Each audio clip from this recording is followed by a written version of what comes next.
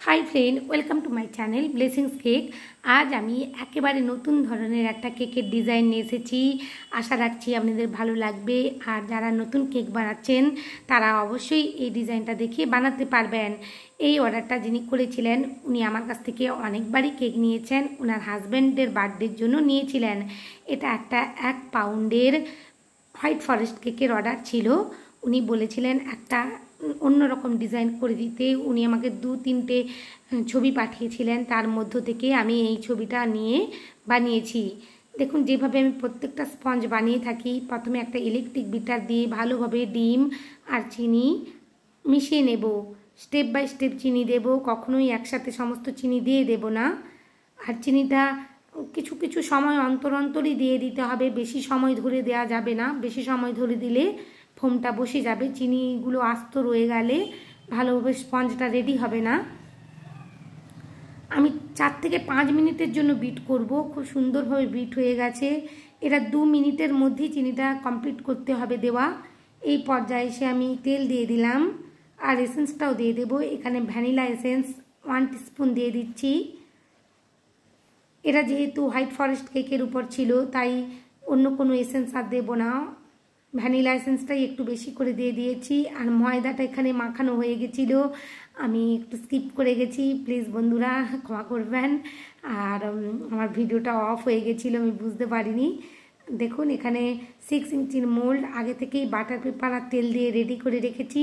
তার মধ্যে সমস্ত ব্যাটারটা আমি ঢেলে দেব আর ওটিজির মধ্যে বেক করে নেব আমি।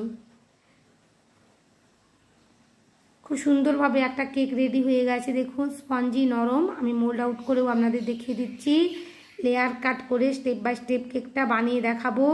ভিডিওটা যদি ভালো লাগে, কেকের রেসিপিটা যদি উপকারে আসে, প্লিজ আমার চ্যানেলটা সাবস্ক্রাইব করবার অনুরোধ জানালাম। আর পাশে থাকা বেল আইকনটি ক্লিক করতে ভুলবেন না। লাইক শেয়ার কমেন্ট অবশ্যই করবেন। আপনাদের লাইক শেয়ার কমেন্ট আমাকে কাজ করতে আরও উৎসাহিত করে। আমি যতটা সম্ভব আমার ভালোটা দিয়ে আপনাদের দেখানোর চেষ্টা করি, প্লিজ আপনারা দেখে একটু বুঝে নেবেন। আর বাড়িতে কেমন হলো অবশ্যই আমাকে জানাবেন। আমি তো লাইভে আসছি প্রত্যেক রবিবার, এবার মাঝেও আমি আসব। যেদিন আমার অর্ডার থাকবে কিছু কিছু কেকের আমি নিয়ে আসব লাইভ। তো আপনারা সেখানে আমার সাথে কমেন্ট করতে পারেন, কি অসুবিধে কি সুবিধে বলতে পারেন। অবশ্যই আমার যতটা সম্ভব আমি আপনাদেরকে সহযোগিতা করার চেষ্টা করব। দেখুন ধীরে ধীরে আমি এখানে ক্রিম দিয়ে দিলাম। লেয়ারের মধ্যে আগে সুগার সিরাপ দিয়ে সোপ করে নিয়েছি, তারপর ক্রিম দিয়ে দিয়েছি। ভালোভাবে একটা প্যালেট নাইফ দিয়ে ক্রিমটা স্প্রেড করে দেব চারিদিকে। এই কাজটা খুবই ভালোভাবে করতে হবে। আর এখানে হোয়াইট চকলেট দিয়ে আমি গানাশ রেডি করেছিলাম, গানাশটা ভালোভাবে লেয়ারে ছড়িয়ে নেব প্যালেট নাইফ দিয়ে। এরপর চকো চিপস দিয়ে দেব। যেভাবে আমি চকলেট কেকগুলো বানিয়ে থাকি সেভাবেই করে নেব। এরপর দ্বিতীয় লেয়ারটাও বসিয়ে দিয়েছি, একই রকমভাবে সুগার সিরাপ দিয়ে সোপ করে নেব।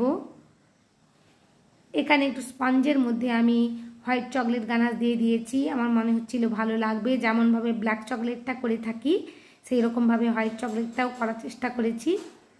ধীরে ধীরে একেবারে ক্রাম কোটিং করে নেব। অল্প অল্প করে ক্রিম দিয়ে চারিদিক থেকে ক্রাম কোটিং করে নিলে কাজটা করতে সুবিধে হয়। একই রকমভাবে হোয়াইট চকলেট গানাশ দিয়ে দিচ্ছি আর ভালোভাবে স্প্রেড করে নেব চারিদিকে। এরপর আমি তৃতীয় লেয়ারটাও বসিয়ে দিয়েছি। এখানে একটা জিনিস স্কিপ করে গেছি, সেটা আপনারা বলবেন অবশ্যই কমেন্ট করে আমি কি স্কিপ করে গেলাম। পরে আবার আমি লেয়ারটা তুলে দিয়ে দিয়েছি, কিন্তু মাঝের অংশে যায়নি, সাইডের অংশে দিয়ে দিয়েছি। কি স্কিপ করলাম সেটা আপনারা বলবেন, আমি ভুলে গেছি। কিন্তু ভুলে গেছি বললে ভুল হবে, আমি পরে আবার দিয়ে দিয়েছি সঙ্গে সঙ্গে দেখতে পেয়ে। এরপর আমি ধীরে ধীরে অল্প অল্প করে ক্রিম দিয়ে ভালো করে ক্রাম কোটিং করে নেব। ভালো করে অবশ্যই ক্রাম কোটিংটা করে নিতে হবে আর ফ্রিজের মধ্যে 15 মিনিট সেট করতে রেখে দিতে হবে, নাহলে কেকটা ভালোভাবে সেট হবে না আর ফিনিশিং করার সময় ভালোভাবে ফিনিশিং আসবে না। যে কথাটা আমি প্রত্যেকটা কেকের ক্ষেত্রেই বলে থাকি বন্ধুরা। আমি ক্রাম কোটিং করে নিয়েছি আর বোর্ডটা অবশ্যই ভালোভাবে একটা কিচেন রুমাল দিয়ে মুছে নেব। ক্লিন করে নেব। এরপর সেট করতে রেখে দিয়েছিলাম 15 মিনিটের জন্য। এরপর অল্প অল্প করে ক্রিম দিয়ে ভালোভাবে ফিনিশিং করে নেব। অল্প অল্প করেই ক্রিম দেব, কারণ আরেকটা কোট ক্রিম পড়বে এখানে। ব্লু কালারের যে ক্রিমটা আমি ফিনিশিংয়ে লাগিয়েছি ডেকোরেশানে, ধীরে ধীরে ফিনিশিংটা করতে হবে। কখনোই হাত ঘুরালে চলবে না। টার্নিং টেবিল ঘুরবে, হাত আর প্যালেট নাইফ একই জায়গায় স্থির থাকবে সাইডের অংশ যখন ফিনিশিং করা হবে। আমি আমার বিগিনার বন্ধুদের জন্য এই কথাটা বলছি যে সব সময় হাত স্থির থাকবে আর টার্নিং টেবিলটা ঘুরতে থাকবে। দেখে নাও, আমি হাতটা স্থির রেখেছি আর টার্নিং টেবিলটা বারবার ঘুরিয়ে নিচ্ছি। খুব সুন্দর একটা ফিনিশিং এসে যাচ্ছে। যে অংশগুলো একটু ক্রিম লাগবে বলে মনে হচ্ছিল আমি দিয়ে দিলাম। এরপর উপরের অংশ খুব ভালোভাবে ফিনিশিং করে নেব, কারণ উপরের অংশে খুব একটা বেশি ক্রিমের কাজ নেই, কেবলমাত্র কয়েকটা ফন্ডেন্টের ডেকোরেশন আছে, আর কিছুই নেই। তাই ফিনিশিংটা অবশ্যই ভালোভাবে করে নিতে হবে। যে কেকগুলোতে ক্রিমের কাজ বেশি থাকে, ক্রিম নোজেলের কাজ বেশি থাকে, ফিনিশিং একটু কম হলেও কোনো অসুবিধে নেই। আর প্লেন কেক হলে প্লেনের উপর কোনো ডিজাইন থাকলে অবশ্যই উপরের ফিনিশিংটা ভালোভাবে করে নেওয়ার চেষ্টা করতে হবে। নিচের অংশে খুব সুন্দরভাবে মুছে নিয়েছি, পরিষ্কার করে নিয়েছি। কেকটা আমি একটু ফ্রিজে রেখেছিলাম 5 মিনিটের জন্য। এরপর ব্লু কালারের ক্রিম রেডি করে নিয়ে পাইপিং ব্যাগের মধ্যে ভরে নিয়েছি। আর এখানে ফ্রন্ট লাইনের একটা ডিজাইন করছি। এই ডিজাইনটা খুবই এখন চলছে ট্রেন্ডিংয়ে, সব জায়গাতেই একই ডিজাইনের কেক দেখতে পাওয়া যাচ্ছে এখন। তো সেই ডিজাইনটাই আমি করে নেওয়ার চেষ্টা করছি। খুব একটা কঠিন নয়, দেখলে মনে হবে খুব কঠিন, কিন্তু নয়। চেষ্টা করলে, একটু ধৈর্য ধরে করলে অবশ্যই পারা যায়। সমস্ত অংশটায় আমি ব্লু কালারের ক্রিম দিয়ে ফিল আপ করে নিলাম। এরপর একটা প্যালেট নাইফ আলতো হাতে ধরে নিয়ে স্মুথ করে নিচ্ছি ক্রিমটা। একটু অংশ বাকি রেখেছি সামনের দিকের, এগুলোকে ফ্রন্ট লাইন কেকও বলা হয়। ফ্রন্ট লাইন কেকই বলা হয় এগুলোকে। একটা ফ্লেক্সিবল স্ক্র্যাপার দিয়ে ধীরে ধীরে আমি মসৃণ করে নিচ্ছি।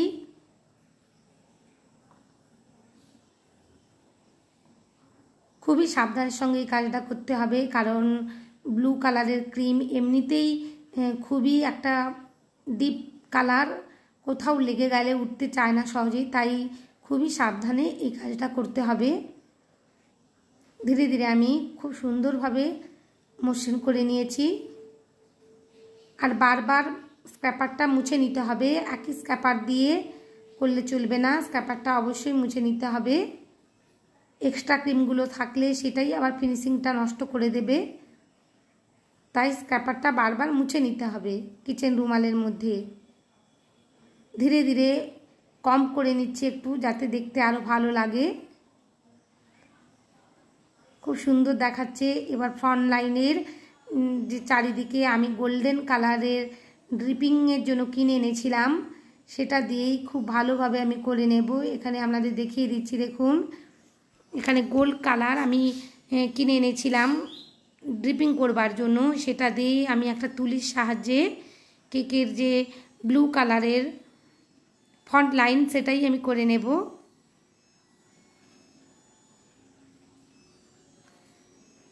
খুবই আলতো হাতে তুলিটা ধরতে হবে।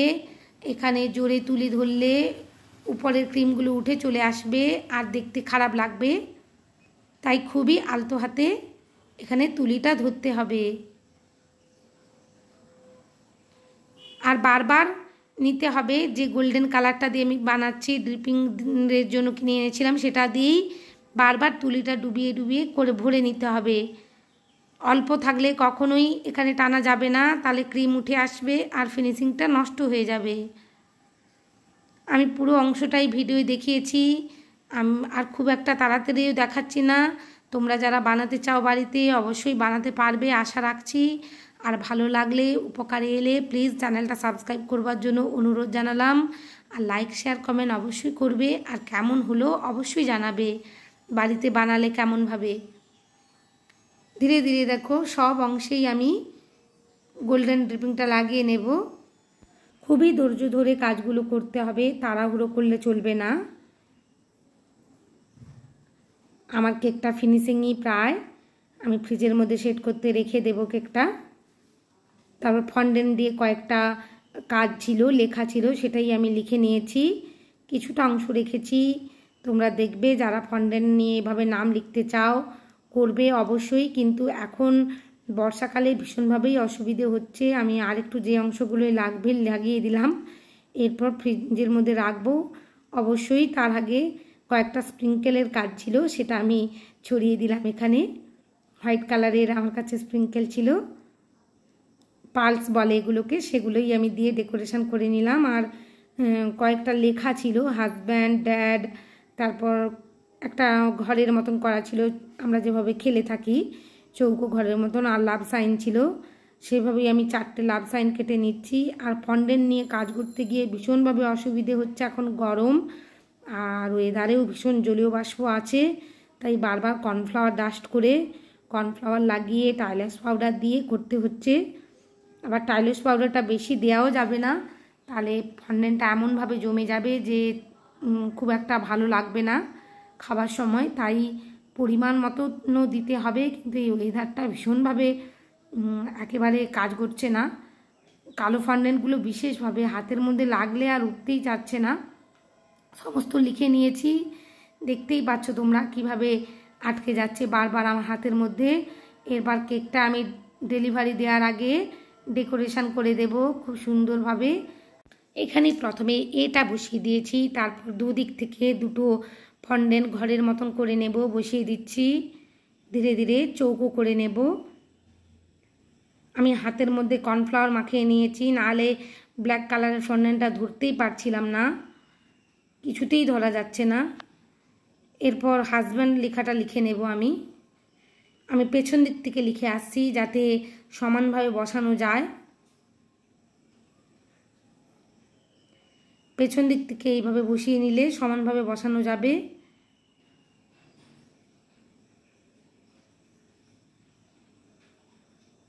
এপাশে এনডিটা লিখে নেব, HUSBAND। আর উপর নিচে ছিল ড্যাড, DAD, ড্যাড, মাঝের অংশে এ থাকবে, আর DAD, ড্যাড। এভাবেই উনি আরও 3-4টে ছবি পাঠিয়েছিলেন, আমার এটাই মনে হচ্ছিল ভালো লাগবে, তাই বানিয়ে দিয়েছি। ওনাদের খুবই পছন্দ হয়েছে, উনি খুবই খুশি। এরপর লাভ সাইনগুলো দিয়ে দিচ্ছি। সমস্ত ফন্ডেন্টগুলোই ভীষণভাবে হাতের মধ্যে লেগে যাচ্ছে। তোমরা এটা চকলেট দিয়েও করতে পারো, চকলেট দিয়ে করলেও ভালো। সবাই অনেক ভালো থাকবে, অনেক কেক বানাবে। অনেক ধন্যবাদ।